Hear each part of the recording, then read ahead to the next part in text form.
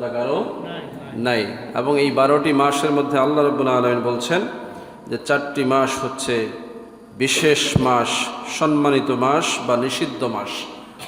দুই দিক থেকে হারাম শব্দের দুইটা অর্থ হয়, একটা হচ্ছে সম্মানিত আর একটা হচ্ছে হারাম মানে কি নিষিদ্ধ। আমরা বলি না যে এটা হারাম, হারাম মানে নিষিদ্ধ। আবার আমরা বলি বাইতুল হারাম, হেরেম শরীফ, তার মানে সম্মানিত বাইতুল্লাহ। একই শব্দের দুইটা অর্থ, কয়টা? একটা হচ্ছে হারাম মানে নিষিদ্ধ, আর একটা হচ্ছে হারাম মানে সম্মানিত। এই 4টা মাসের বেলায় দুইটাই শব্দই প্রযোজ্য, দুইটা অর্থই প্রযোজ্য। আল্লাহ রাব্বুল আলামিন যে কারণে এটাকে হারাম মাস বলেছেন এর দুইটারই বাস্তবতা রয়েছে। একদিকে সম্মানিত মাস, আল্লাহ রাব্বুল আলামিন এই 4টা মাসকে এমন বিশেষভাবে সম্মানিত করেছেন যে উম্মতের জন্য বেশুমার সওয়াবের ব্যবস্থা রেখেছেন, বলি সুবহানাল্লাহ।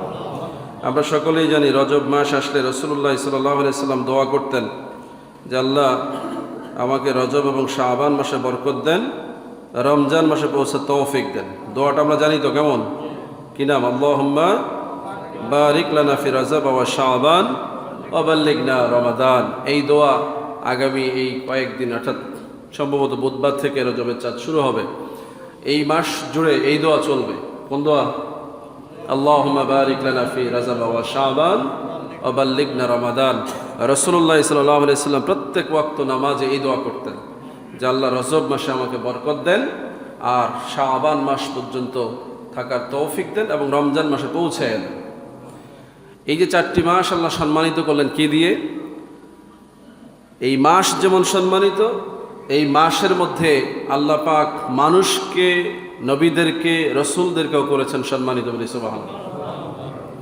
হারাম মাসের জন্য বলা হয়েছে যে এই মাসে মক্কার জমিনে আরবদের নীতি ছিল এবং আল্লাহর পক্ষ থেকে এটাও প্রসিদ্ধ ছিল যে এই মাসগুলোতে যুদ্ধ বিগ্রহ হারাম। এই মাসগুলোতে গোত্রে গোত্রে সংঘাত, পরস্পর যুদ্ধ বিগ্রহ, কোনো ধরনের অনৈতিক অনাচার এগুলো থেকে বিরত থাকার নির্দেশনা রয়েছে। এবং আরবরাও এটা মানত, জাহেলিয়া যুগের আরবরাও এটা মানত যে তারা এই মাসগুলোতে যুদ্ধ করতো না। আপনারা জানেন যে ইয়ামে জাহেলিয়া যুগে গোত্রে গোত্রে যুদ্ধ 12 বছর, 24 বছর, 48 বছর ধরে চলতো, বছরের পর বছর যুদ্ধ চলতো। এর মধ্যে খাওয়া দাওয়া, বিবাহ শাদী, আত্মীয়তা সবই চলত, যুদ্ধও বন্ধ নাই, সামাজিকতা, ব্যবসা বাণিজ্য, আচার এগুলোও বন্ধ নাই। তবে তারা এই 4টা মাসের মধ্যে, বিশেষ করে এই শাহরুল হারাম যেগুলো, এই মাসের মধ্যে তারা যুদ্ধ বন্ধ রাখত। কারণ এই সময়গুলোতে বিভিন্ন প্রান্ত থেকে লোকেরা বাইতুল্লাহ জিয়ারতে আসতো, তাওয়াফে আসতো। এটা ইসলামের আগেও ছিল, পদ্ধতি ভিন্ন ছিল, কিন্তু বাইতুল্লাহ জিয়ারত, তাওয়াফ এটা অন্যান্য নবীদের উম্মতদের মধ্যেও ছিল। এজন্য এই সময় তারা মক্কাতে আসতো। আবার এই সময় ব্যবসায়ীরা ব্যবসায়ের উদ্দেশ্যে সিরিয়া থেকে, পারস্য থেকে সামান নিয়ে মক্কাতে আসতো। এই সময় মক্কাতে বিভিন্ন মেলা হতো, ওকাজের মেলা বলেন, বিভিন্ন ধরনের জাহেলিয়া যুগের মেলা হতো। এই সময়ই বা মক্কা থেকে সামান নিয়ে আবার মক্কার মানুষজন সিরিয়ার উদ্দেশ্যে ব্যবসায় যেত, বুঝতে পারছি? এই জন্য তারা এই সময় যুদ্ধবিরতি রাখত, অর্থাৎ এই সময় যুদ্ধ বিগ্রহ নিষিদ্ধ ছিল। আর আল্লাহর পক্ষ থেকে শাহরুল হারাম কেন?